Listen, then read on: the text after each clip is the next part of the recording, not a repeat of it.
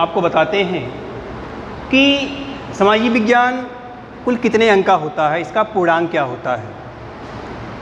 तो हर विषय की तरह सामाजिक विज्ञान का पूर्णांक भी 100 अंक का होता है, जिसमें 70 अंकों की एक लिखित परीक्षा बोर्ड द्वारा आयोजित होती है और बाकी 30 नंबर जो 30 अंक का होता है वह विद्यालय स्तर पर आपका आंतरिक मूल्यांकन और प्रोजेक्ट के रूप में होता है।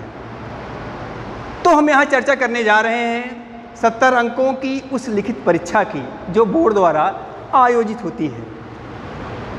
तो आप देख रहे हैं यहाँ लिखा है इतिहास 20 अंक, अर्थात सामाजिक विज्ञान के पहले उपविषय इतिहास से आपको 20 अंक के प्रश्न पूछे जाएंगे। अब ये जो 20 अंक है इसका भी बंटवारा किया गया है अध्यायवार, जिसमें से ये प्रथम 2 अध्याय यूरोप में राष्ट्रवाद का उदय और भारत में राष्ट्रवाद, इन 2 अध्यायों से 8 अंक के प्रश्न 9 अंक के प्रश्न पूछे जाते हैं। इसके बाद खंड 2 और खंड 3, इन दोनों से, जिसमें जीविका, अर्थव्यवस्था एवं समाज, भूमंडलीकृत विश्व का बनना, ये तो बाहर कर दिया गया है, रोजाना की जिंदगी, संस्कृति और राजनीति, ये भी बाहर कर दिया गया है। तो ये जो चैप्टर हैं 1, 2 और 3 चैप्टर्स, खंड 2 और खंड 3 के ये 3 अध्याय जो हैं इससे 6 अंक के प्रश्न पूछे जाएंगे।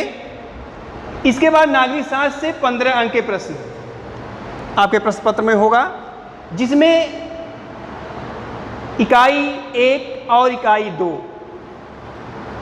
से आपको 8 अंक के प्रश्न मिलेंगे और इकाई 3 और इकाई 4 से 7 अंकों के प्रश्न पूछे जाएंगे, अर्थात 8 अंक और 7 अंक ये दोनों मिला के नागरिक शास्त्र से संबंधित 15 अंक के प्रश्न पूछे जाएंगे। जो तीसरा उपविषय है भूगोल, इससे 20 अंक के प्रश्न पूछे जाएंगे, जिसमें संसाधन एवं विकास, वन एवं वन्य जीव संसाधन, जल संसाधन, कृषि, ये 4 अध्याय हैं जिसमें से 9 अंक के प्रश्न पूछे जाएंगे। लेकिन वन एवं वन्य जीव संसाधन से बोर्ड परीक्षा में प्रश्न नहीं पूछे जाएंगे, इससे केवल आपको मानचित्र और प्रोजेक्ट से संबंधित ही प्रश्न करने हैं। आगे देखेंगे खनिज तथा ऊर्जा संसाधन, राष्ट्रीय अर्थव्यवस्था की जीवन रेखाएं, इन 2 अध्यायों से 6 अंक के प्रश्न पूछे जाएंगे। विनिर्माण उद्योग को पाठ्यक्रम से बाहर रख दिया गया है।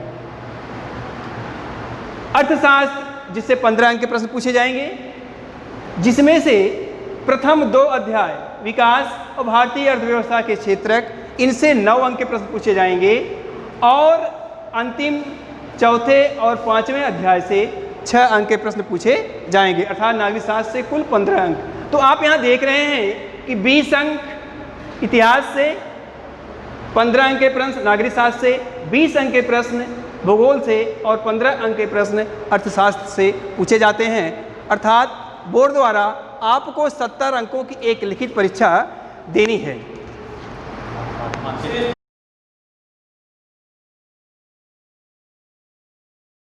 इस 70 अंकों की लिखित परीक्षा में 10 अंक मानचित्र से संबंधित प्रश्न पूछे जाते हैं, जिसमें से 5 अंक इतिहास से मानचित्र से संबंधित प्रश्न पूछे जाएंगे और 5 अंक के मानचित्र से संबंधित प्रश्न भूगोल से पूछे जाएंगे। इतिहास में आपका ये जो अध्याय है भारत में राष्ट्रवाद, इस अध्याय से 5 अंक का मानचित्र से संबंधित प्रश्न होगा और भूगोल से जो 5 अंक का मानचित्र से संबंधित प्रश्न होगा वह संसाधन एवं विकास, वन एवं वन्य जीव संसाधन, जल संसाधन और कृषि से संबंधित होगा। तो 10 अंकों का मानचित्र से संबंधित प्रश्न बोर्ड परीक्षा में पूछे जाते हैं।